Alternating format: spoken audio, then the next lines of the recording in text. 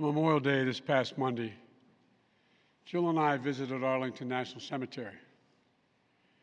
As we entered those hallowed grounds, we saw rows and rows of crosses among the rows of headstones with other emblems of belief, honoring those who paid the ultimate price on battlefields around the world.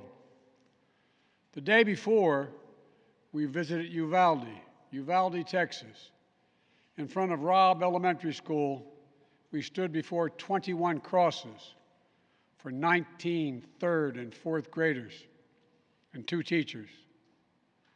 On each cross, a name, and nearby, a photo of each victim that Jill and I reached out to touch. Innocent victims murdered in a classroom that had been turned into a killing field. Standing there in that small town, like so many other communities across America, I couldn't help but think there are too many other schools, too many other everyday places that have become killing fields, battlefields here in America. We stood at such a place just 12 days before, across from a grocery store in Buffalo, New York, memorializing 10 fellow Americans, a spouse, a parent, a grandparent, a sibling, gone forever. At both places, we spent hours with hundreds of family members who were broken, whose lives will never be the same. They had one message for all of us: do something. Just do something. For God's sake, do something. After Columbine, after Sandy Hook, after Charleston, after Orlando, after Las Vegas, after Parkland, nothing has been done. This time that can't be true. This time we must actually do something. The issue we face is one of conscience and common sense. For so many of you at home, I want to be very clear. This is not about taking away anyone's guns. It's not about vilifying gun owners. In fact, we believe we should be treating responsible gun owners as an example of how every gun owner should behave. I respect the culture and the tradition and the concerns of lawful gun owners. At the same time, the Second Amendment, like all other rights, is not absolute. It was Justice Scalia who wrote, and I quote, "Like most rights, the rights granted by the Second Amendment are not unlimited." Not unlimited. It never has been. There have always been limitations on what weapons you can own in America. For example, machine guns have been federally regulated for nearly 90 years, and this is still a free country. This isn't about taking away anyone's rights. It's about protecting children. It's about protecting families. It's about protecting whole communities. It's about protecting our freedoms to go to school, to a grocery store, to a church, without being shot and killed. According to new data just released by the Center for Disease Control and Prevention, guns are the #1 killer of children in the United States of America. The #1 killer. More than car accidents, more than cancer. Over the last 2 decades, more school-age children have died from guns than on-duty police officers and active-duty military combined. Think about that. More kids than on-duty cops killed by guns. More kids than soldiers killed by guns. For God's sake, how much more carnage are we willing to accept? How many more innocent American lives must be taken before we say enough, enough? I know that we can't prevent every tragedy, but here's what I believe we have to do. Here's what the overwhelming majority of American people believe we must do. Here's what the families in Buffalo and Uvalde in Texas told us we must do. We need to ban assault weapons and high-capacity magazines. And if we can't ban assault weapons, then we should raise the age to purchase them from 18 to 21. Strengthen background checks. Enact safe storage law and red flag laws. Repeal the immunity that protects gun manufacturers from liability. Address the mental health crisis deepening the trauma of gun violence and as a consequence of that violence. These are rational, common sense measures. Here's what it all means. It all means this. We should reinstate the assault weapons ban on high-capacity magazines that we passed in 1994 with bipartisan support in Congress and the support of law enforcement. 9 categories of semi-automatic weapons were included in that ban, like AK-47s and AR-15s. And in the 10 years it was law, mass shootings went down. But after Republicans let the law expire in 2004, and those weapons were allowed to be sold again, mass shootings tripled. Those are the facts. A few years ago, the family of the inventor of the AR-15 said he would have been horrified to know that its design was being used to slaughter children and other innocent lives instead of being used as a military weapon on the battlefields as it was designed. That's what it was designed for. Enough. Enough. We should limit how many rounds a weapon can hold. Why in God's name should an ordinary citizen be able to purchase an assault weapon that holds 30-round magazines that let mass shooters fire hundreds of bullets in a matter of minutes? The damage was so devastating in Uvalde, parents had to do DNA swabs to identify the remains of their children. 9 and 10-year-old children. Enough.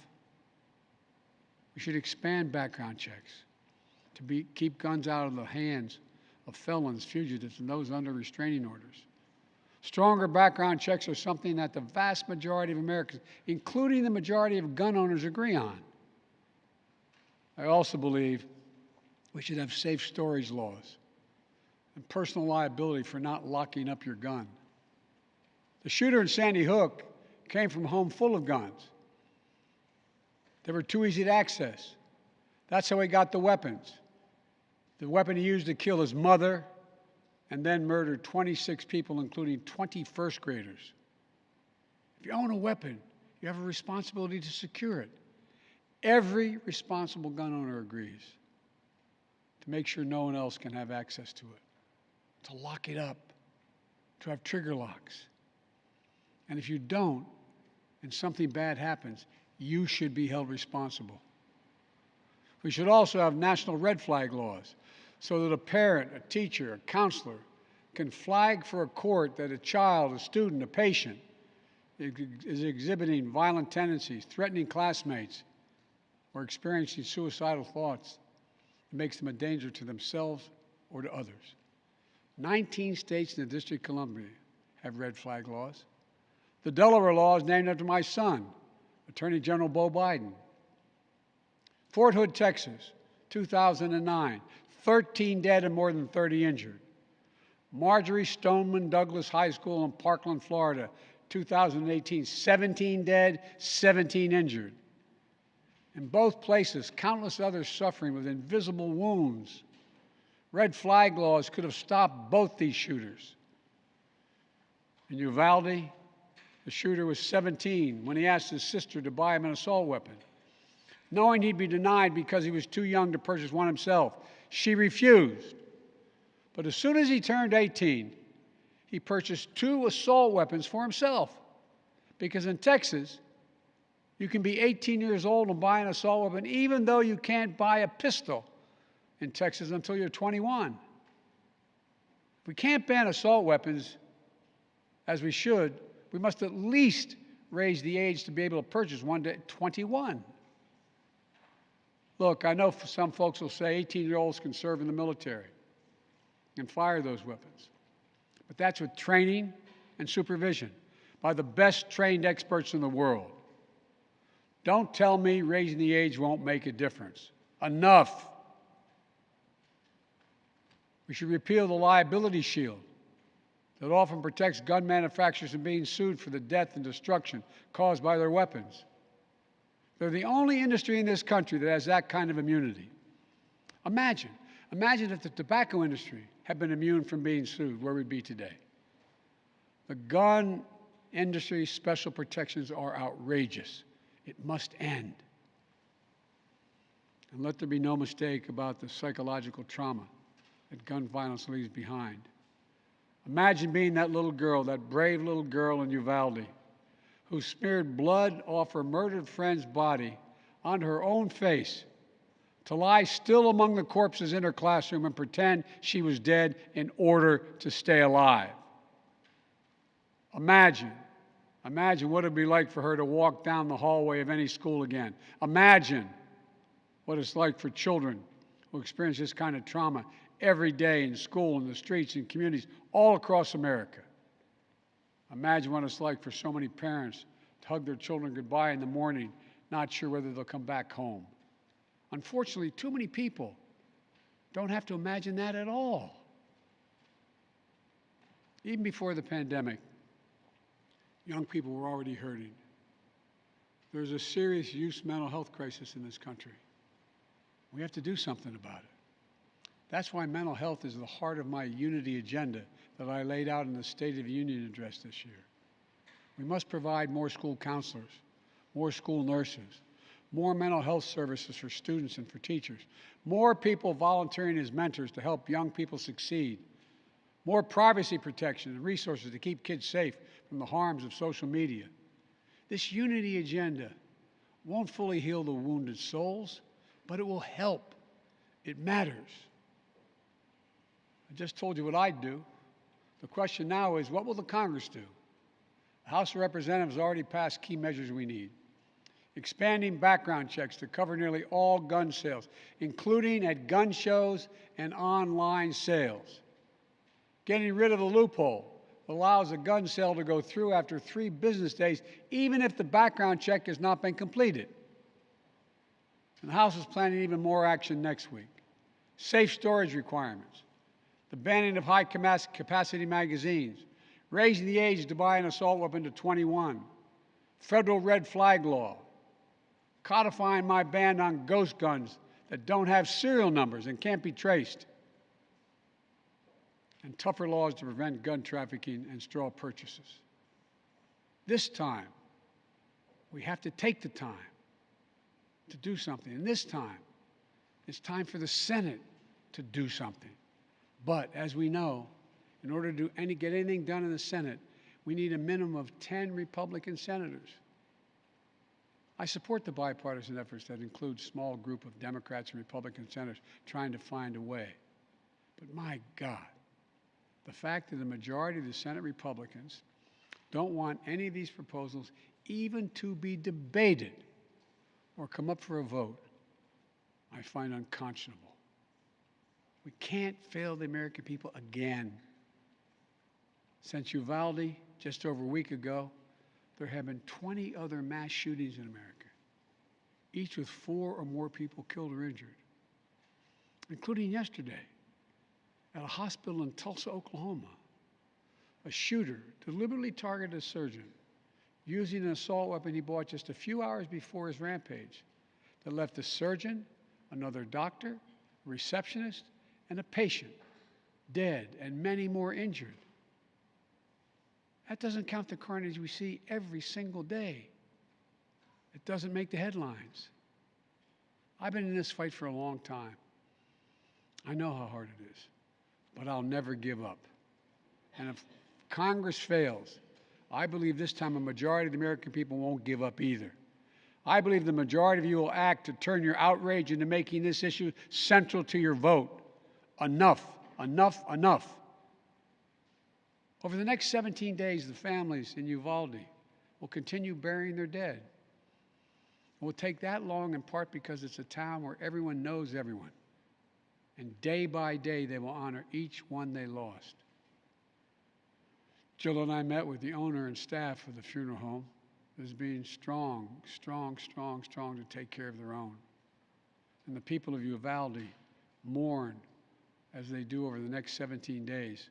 What will we be doing as a nation? Jill and I met with the sister of the teacher who was murdered and whose husband died of a heart attack 2 days later, leaving behind 4 beautiful orphan children, all now orphaned. The sister asked us, what could she say? What could she tell her nieces and nephews?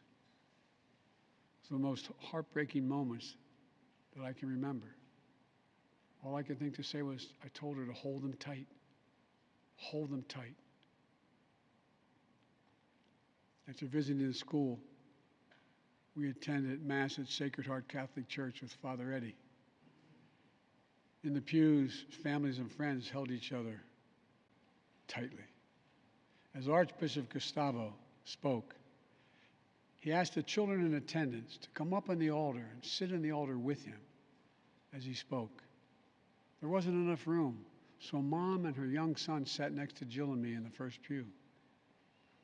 And as we left the church, a grandmother who had just lost her granddaughter passed me a handwritten letter. It read, quote, "Erase the invisible line that is dividing our nation. Come up with a solution and fix what's broken and make the changes that are necessary to prevent this from happening again." End of quote. My fellow Americans, enough. Enough. It's time for each of us to do our part. It's time to act for the children we've lost, for the children we can save, for the nation we love. Let's hear the call and the cry. Let's meet the moment. Let us finally do something. God bless the families who are hurting. God bless you all. From a hymn based on the 91st Psalm sung in my church. May he raise you up on eagle's wings and bear you on the breath of dawn, make you to shine like the sun and hold you in the palm of his hand. That's my prayer for all of you. God bless you.